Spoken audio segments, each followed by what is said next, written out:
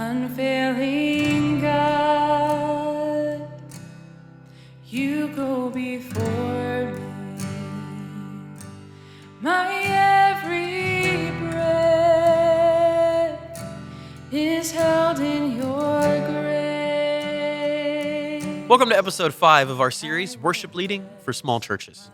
If you missed any of the previous episodes, go back and watch those. Those are great. And I actually teased this episode, last episode. Yep.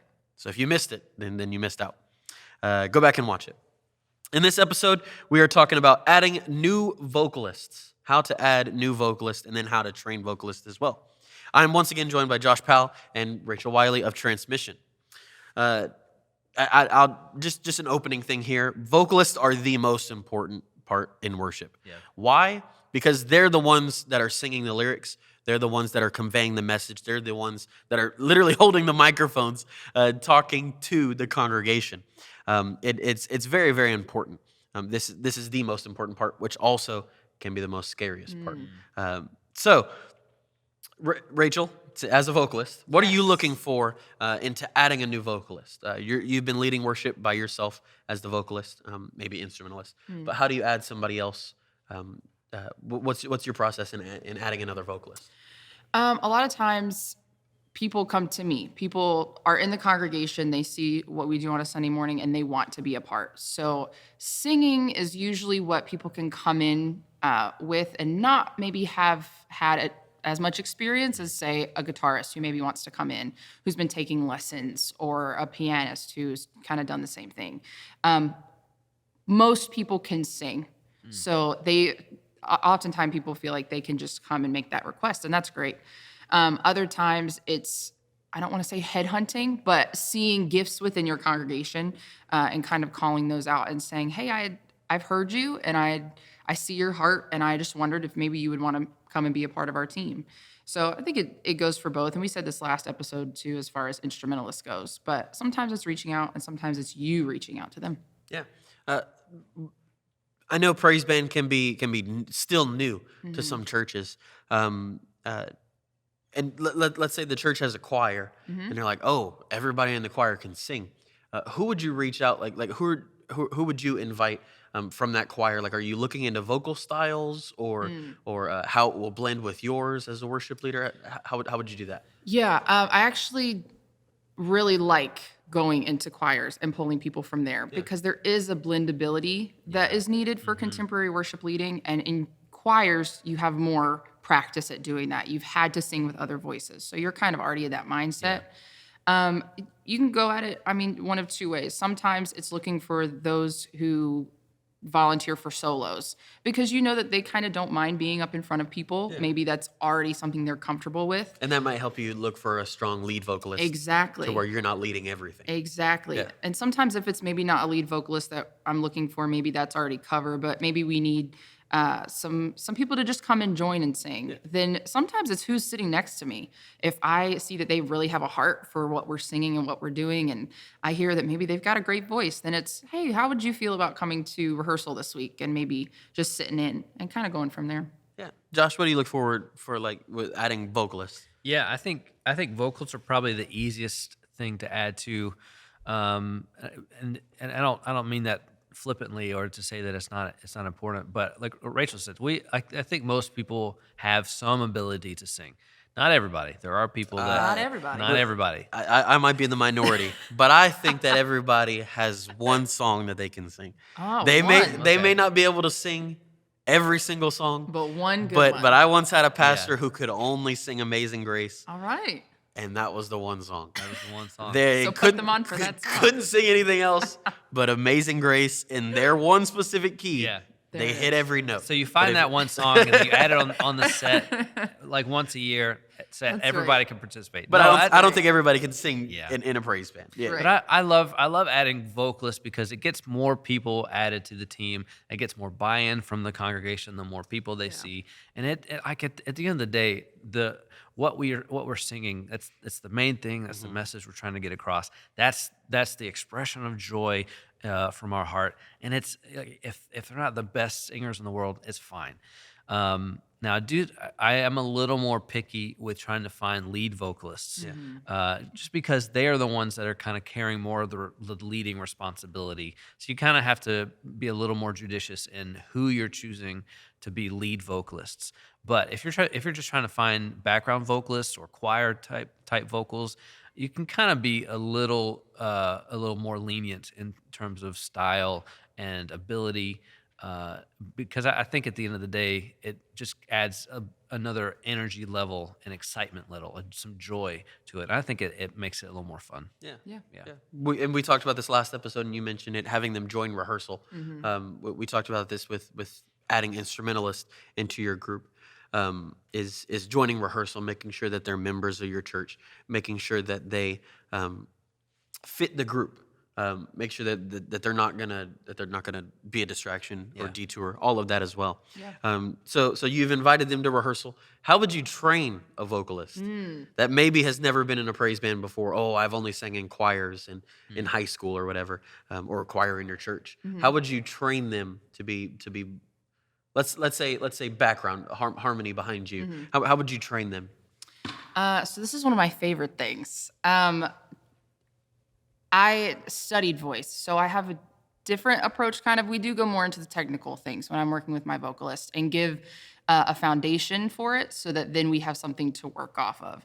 So my approach is a little bit different, but I would say in most situations, really just starting them with, okay, let's carry a melody. Yeah. Let's start with the melody of a familiar song that we all know, and let's just sing that down. And let's do that a couple times, and then from there, I can hear, okay, well, where are maybe areas that maybe I, as the worship leader, would tweak to make it fit more to our group. Yeah. So sometimes that's style, sometimes that's technical things, sometimes it's just if they are already coming on the team, that decision's already been made, and maybe they do struggle with keeping that melody. Maybe it's just repetition, and we just work it until we know that we have that solid melody that we can just sing without even thinking about it. No problems there. If you are going about it, I would encourage everybody who is singing as part of a worship team to have some form of technique. It doesn't have to be crazy. It doesn't have to be a collegiate level. But just simple things like we want to make sure that we have a full sound. We want to make sure that we're supporting when we're singing and we don't have a light and airy and maybe a weak sound, because AJ, you've already said this is the person who gets the joy and the privilege of having the lyrics. We're sharing that story out. So we want to do that in a way that holds a little bit of holy confidence and can also make sure that that is projected. And just also sometimes it's technique that helps stylistically. Sometimes it's how we're pronouncing our words. You've got Billie Eilish, who's really popular, and I have a lot of my young praise team vocalists who really like her music, and so they're starting to shift how they sound to match her, which is not a problem if you're singing in your car, but sometimes we can't quite understand the words you're singing. It's that indie kind of It's sound the indie thing up in front of a congregation. All of the youngsters Exactly. are going with now. The youths. So sometimes it's just even down to that, making sure that we're pronouncing our words in a way that people understand what we're saying. Yeah. And then when you are singing with people, lining up consonants, right? That's a big thing. I'm kind of I'm a sound guy.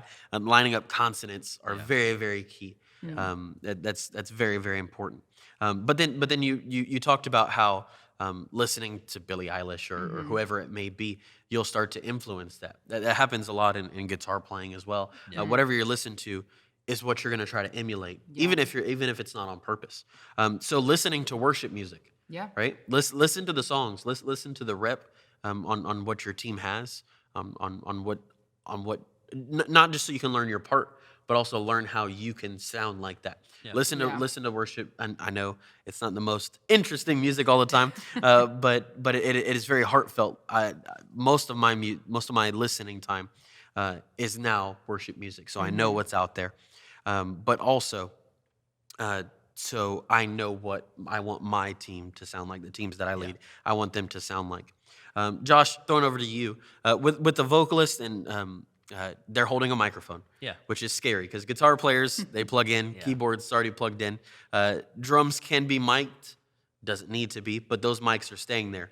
The vocalists are moving and singing, and different words mean could react differently to the microphone. So as a sound guy, what mic technique would you give to new vocalists or any vocalist, to be honest? Yeah, I think there's a lot of times sound engineers will put a microphone on a stand, and then vocalists feel like they just have to stay at that position. Now, the guitar player, I love a mic on a stand because I've got my hands full. I can't actually hold a microphone, but it also means that I have to stay fixed to this position.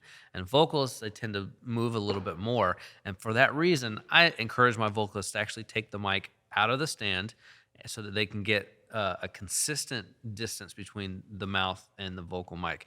A sound engineer is going to have the hardest time mixing you if the distance between your mouth and the microphone is always changing. Like if you're moving around, you can't get a really good consistent sound. So you want to hold the mic not on the ball of the mic and not all the way at the bottom either, but at in the middle of the microphone and about 6 inches away from your mouth. If you hold it underneath your chin, you'll get more of a muffled sound. So you kind of want to hold it out front at a very consistent level, and just make sure you're not playing with the cable because that introduces noise into the recording. So, yeah. Yeah, keeping the mic in as best as possible. We're not robots, but and you don't have to take a tape measure out and make sure that you're this far away. Yeah. But being cautious of that. You like you said, you don't want to cup the microphone. That's one of my biggest pet peeves is cupping them. We're not rapping. Right. That's the sound that they're going for there. Yeah. But keeping it consistent away, or if they are nervous or don't want to hold the microphone, maybe keeping it on a stand and then keeping that same distance, Right. As close as possible. And the other thing to the is, microphone there. if you're holding the microphone, this is something that will get you in trouble.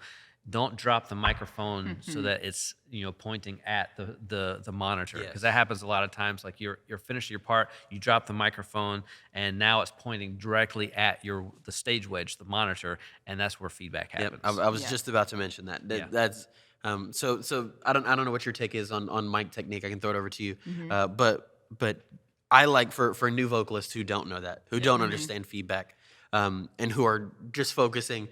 And probably super nervous in front of people, keeping it on a mic stand, and so they're not playing and fidgeting with that as well. Yeah. What's your take on mic technique for a beginner?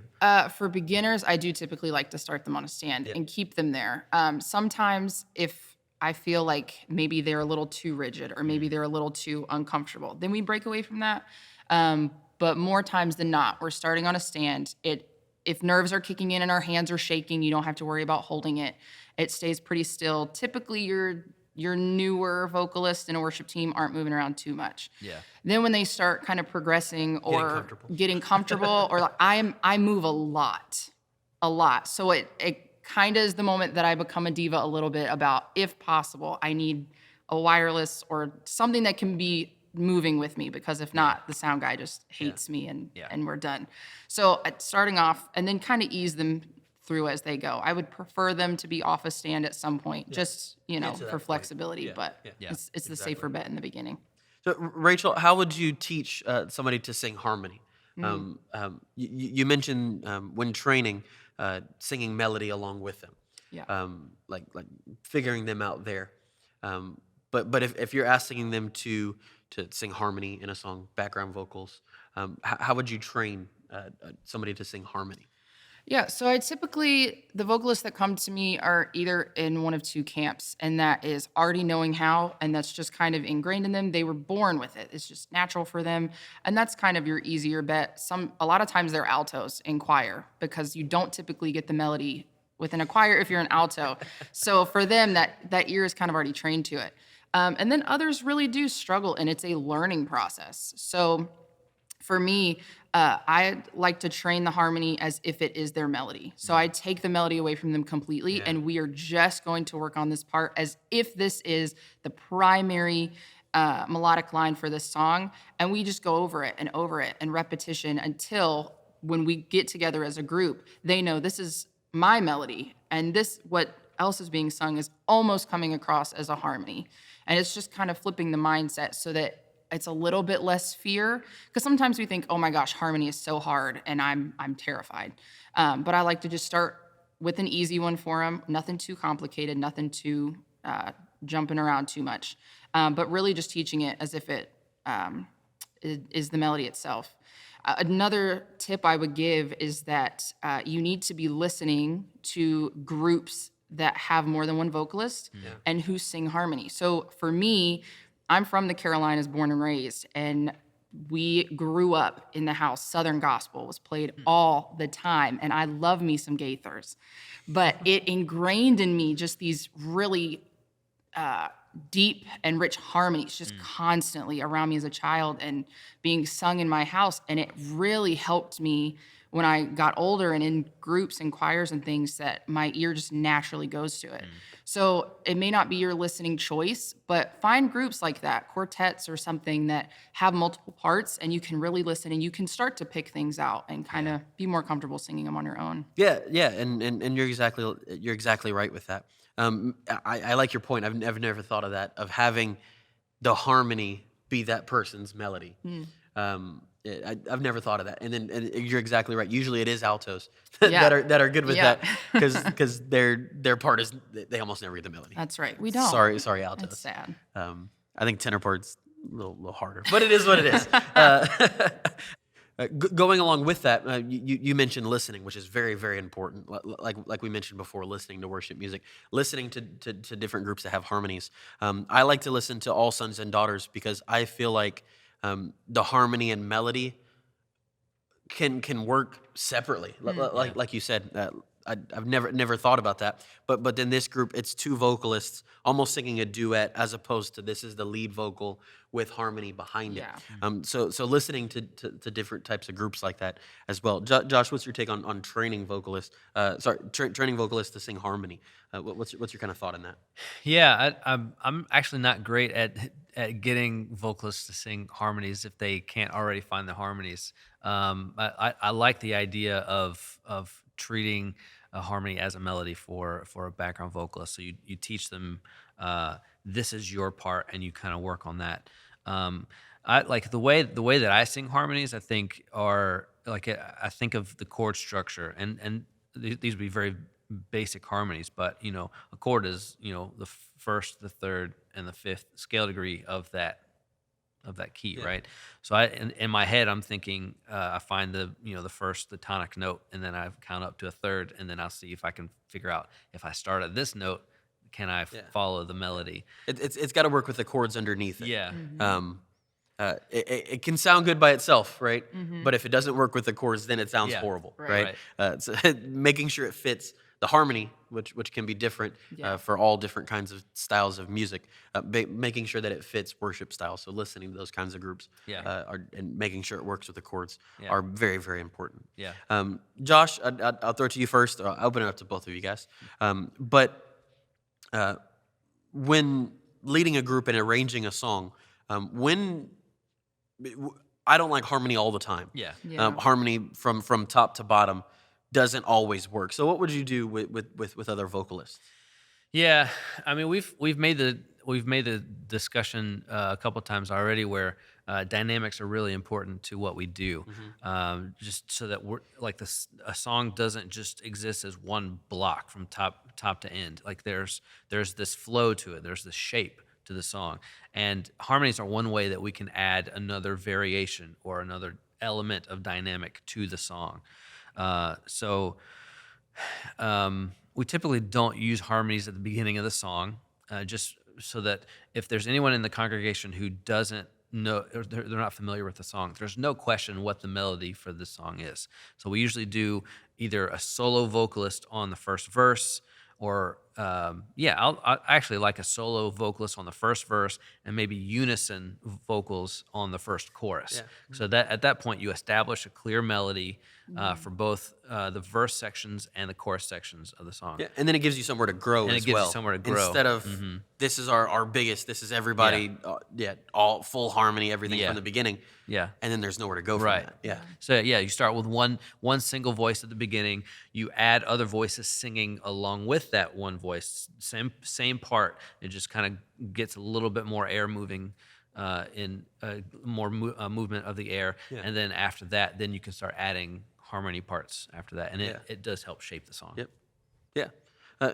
Rachel, what's your thing about, what's your thought on arranging, like vocalists specifically? Yeah. Sometimes it depends on your group, because sometimes you don't have anyone who can do harmony. Yeah. So maybe you're training someone and they're not quite to where they feel comfortable. So maybe we're just putting it in small spaces. Maybe it's just on the choruses or something like that. But if you have people who are comfortable with it, then my typical rule of thumb is, like Josh said, we've got verse 1 and chorus 1, we're melody, specifically if it's a new song. Yeah. For newer songs, if I'm teaching my congregation something, harmony is minimal, because I don't want anybody getting confused on what it is that I'm expecting them to sing. But if we already know the song, then usually harmonies potentially on verse 2. Or sometimes it's doubling. If it's a powerful verse and we just really want everybody on the same page, then doubling the melody there. Bridges, I typically wait it out. Most of the time in contemporary worship, you're going to do that bridge at least twice. Yeah. So typically I'm waiting until the second time. Again, everything goes back to, we're leading worship for a congregation. So what serves them? What helps them know what's going on? Yeah. And then from there you can go on. Once a song is super well known to your congregation, maybe you throw in a little bit more. It kind of colors things differently and kind of keeps that interest there. But And I know vocalists don't like this, because then it seems like they're just standing up there, but not singing into the microphone. Yeah. As if you're not leading. If you're leading, of course, sing into the microphone. Yeah.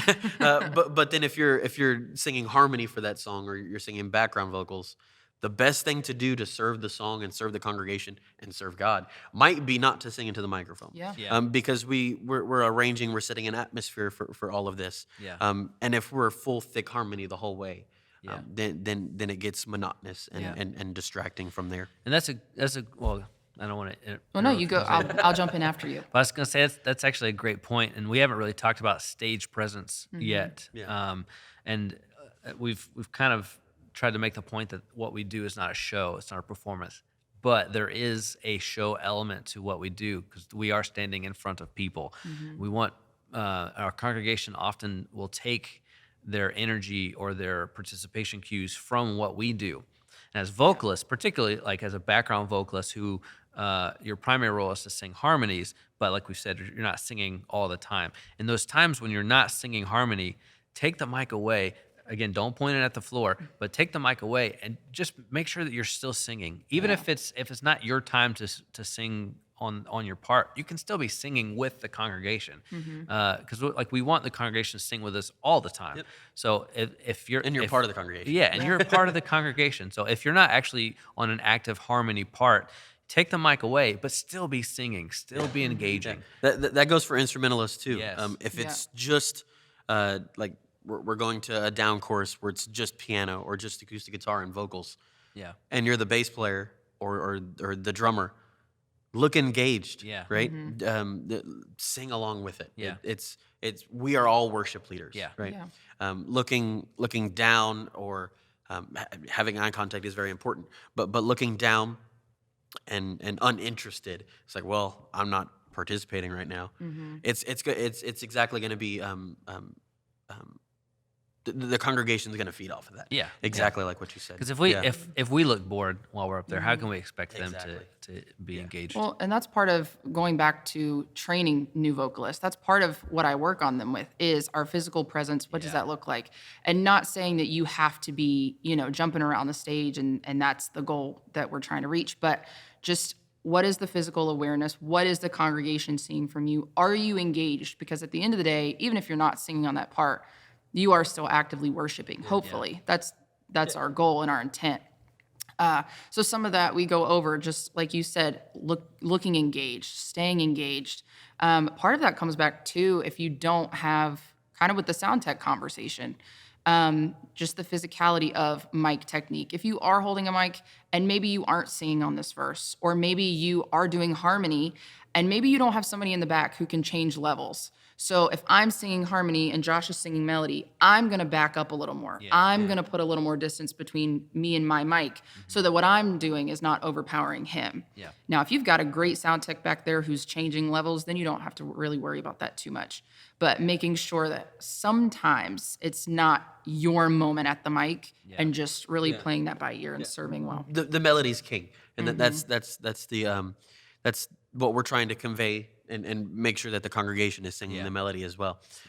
There's going to be musicians out there that are going to be singing harmonies as well, even before your harmony or background vocalist comes in. They're going to be singing that. But you can't control that. They're worshiping themselves. Right. But melody is king. So realizing that who's leading that vocal, who's the leading vocalist for that song, and taking a back step, that could be more distance or just singing quieter. Yeah. Same thing with every instrument. If you have a pianist and a vocalist, or a pianist and an acoustic guitar, one of the instruments is the lead instrument. The other one's supporting. We talked about in that previous episodes. But it works the same with vocalists.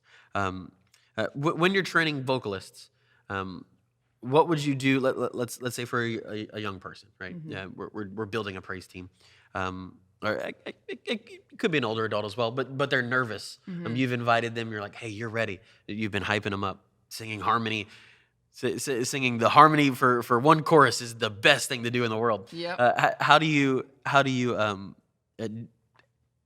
handle their nervousness? Give them confidence. How would you go about doing that? I think it starts with the conversation in rehearsal, discussing with them, reminding them what the heart is of what we're doing, that this is worship, that this is not a performance that you're giving, because there's some relief in that. There's some relief in knowing that this isn't a solo for me. This is not to bring attention to myself, but it's to bring attention back to the Lord. There is still a weight to what we do, so we don't take it lightly. We do still want, musical excellence, but really having that conversation with them, really, and I don't have a better way of saying it, but just get up there and do it. That's really what helps, is just repeatedly doing it, getting used to what those nerves feel like, getting used to what it feels like when that kicks in and you're in front of a congregation. Because at the end of the day, you are in front of people and you're being very vulnerable. I mean, for an instrumentalist, there are a lot of things you can blame it on. You say, I need new strings on this guitar, and that's kind of, we're sounding twangy today, or maybe the keys. Oh yeah, the keyboard. It's that transpose button was on. That was all that. Classic. Yeah. But for a vocalist, it's you. Yeah. So there's a bit of that. Just being nervous about how people are going to respond to the gift that you have within yourself. But just really doing it more and more and more, and stressing that this is worship. Yeah. That's the intention behind it. Also, just being very honest. We all are going to have days where we're not our best. There are going to be my voice cracked 2 weeks ago, and it was a doozy. It's going to happen. Well, it happens multiple times to me every service. So 2 weeks ago, that'd be a win for me. But it happens to the best of them, and just really, if you are their worship leader, coming alongside them and making sure that they know that they are still valued in this group. We want you here, and I, as your leader, believe that you are capable of this, and that's why I've asked you to step into this role. Yeah, I think for there's definitely nerves the first time you sing in worship on stage. And I think particularly for a vocalist, I think it's an easy thing to kind of ease them into it, to just say, hey, just come and sing with me. Mm-hmm. Like I will still be the leader. I just want you to just come and sing with me. You can give them a microphone. You can give them the Hollywood mix if you want to, where they hold the microphone. They may not actually be in the sound system. It is what it is. But just like ease them into it. They don't have to like sing lead on their own at the very beginning. They don't have to sing their own harmony part at the beginning. They could just sing melody with you. And that's one way to ease someone into this, and it might help allay any nervousness they have. So after 3 or 4 weeks of that, they may feel comfortable enough just being on stage that you can say, all right, now try singing this harmony part on the chorus, that kind of thing. Yeah, you're exactly right. And then if you are trying to train them into lead vocalist, like you said, make sure that they're 100% confident, 110% confident with the song that they're leading or the part that they're about to sing. Yeah. Because I still get nervous about it. Yeah. We're conveying the message. Yeah. And I feel like the music and the sermon go hand in hand, and telling the story to the congregation Yep. of what the pastor has, what God has set on the pastor's heart. But for lack of a better word, music is very manipulative, and that can be used to a powerful way that, and God can use that. And holding the microphones, singing the words to that, is very powerful, and it's what God is trying to tell them through you, through the vocalists, through the musicians. Well, and I'm glad that you mentioned, like, you still get nervous. I mean, we every all at Sunday. these mics right now, we've been doing this for years and years, and Yeah. and Josh and I do with Transmission. We have an awesome opportunity to get to do smaller churches, but then also some of these larger events. And I will venture to say sometimes the nerves kick in more at the smaller churches because it's more intimate, and you really are. I mean, you're a member of that congregation, so you are leading your own peers. Yeah. And it's very intimate. It's very vulnerable. So you being nervous is perfectly okay. Whether I'm singing or playing guitar and not singing, I feel that it's worse. It's more nervous to me. I think my nervousness is worse. Is what I was trying to say. Is worse when I have to get off the platform and then go talk to people after service. If it's at an event, and I probably won't see most, I'll probably see a couple of them. Hey, worship was good. But then when I have to go see them I have to go sit with them for the service. I have to go to small group together with them. I have to go have dinner with them or lunch after. It's more nerve wracking. Yeah. It's like, hey, I'm leading you guys in worship, but you're also my peers. You're also my congregation. Right. It's something that I still deal with. So I don't think there's ever like it will go away after how many times. But like you said, it is best to go up there and just you learn and to just- deal with exactly. it. Like, Yeah, the more you do it. Yeah. Yeah. Exactly. Since you're holding the microphones in your hand, Rachel, I'll start with you. What tips would you give? We mentioned this a little bit previous episode for transitions, but you're the ones with the microphones. You're the one that can speak to the congregation and welcome and close and things. What tips would you have for transitions and then welcomes? For the most part, keep it short and sweet. Yep. Just easy welcome them. That's the first thing. We're all entering into this time of worship together, and not everybody is comfortable in singing. So just welcome them in. Really drive home the fact I mentioned in a previous episode. Good morning, church family. We're doing this together. We're one body. And I say keep it short and sweet. You can share maybe a quick testimony of something the Lord has done this week, or maybe just a small moment of what the Lord is laying on your heart. Or sometimes too, I really like, pulling scripture that goes with maybe the theme of what we're doing. I would shy away from sometimes people fall into the trap of not preparing. Yeah. And so they haven't thought about what they're going to say. So maybe they ramble, and maybe Josh says, didn't know how he's going to end his sentence, didn't know how he's landing the plane. So you're kind of circling the airport a few times, or maybe you start sharing a personal story and halfway through realize maybe I shouldn't be sharing this one from the platform. Yep. So it's also been 5 minutes. It's 5 minutes later. People are like, all right, I kind of want to sit down now. So preparing, like I said, there's scripture at your hand if you pull your Bible out that you can use. Welcoming, keep it simple, just really bring them in. Yeah, I think especially for home churches, this is where you lead every week. There's nothing wrong with being familiar with your people and sharing what the Lord is doing in your life. Because in one way, this helps to bridge between what's happening before your worship set and then actually getting into the actual singing. So it's okay to make that bridge and to be familiar with your people. But I would caution against long introductions. You don't want to do many sermons. You kind of want the song to speak for itself. So all you're really doing is bridging between what's coming before your worship set and then as you're getting into it. I just know for me, the shorter the better. Yeah. I like to try to have a plan ahead of time. I don't always write it out. Sometimes I will write it out. Especially if you're using an iPad or something for your charts, it's really easy. You can Even just paper and pencil. or just paper and pencil. Yeah, just whatever you have. If you just write it on the top of your chart, like this is what I'm going to say. You can use scripture just to introduce the song. You can even just use the first couple of lines of the chorus just to kind of glue this together with the theme of the service. That's all. It's really all you need to do is just make the connection and then just get into it. And just like nervousness of this is nervous, like speaking in front of people. That you can be a great vocalist, but and you're nervous.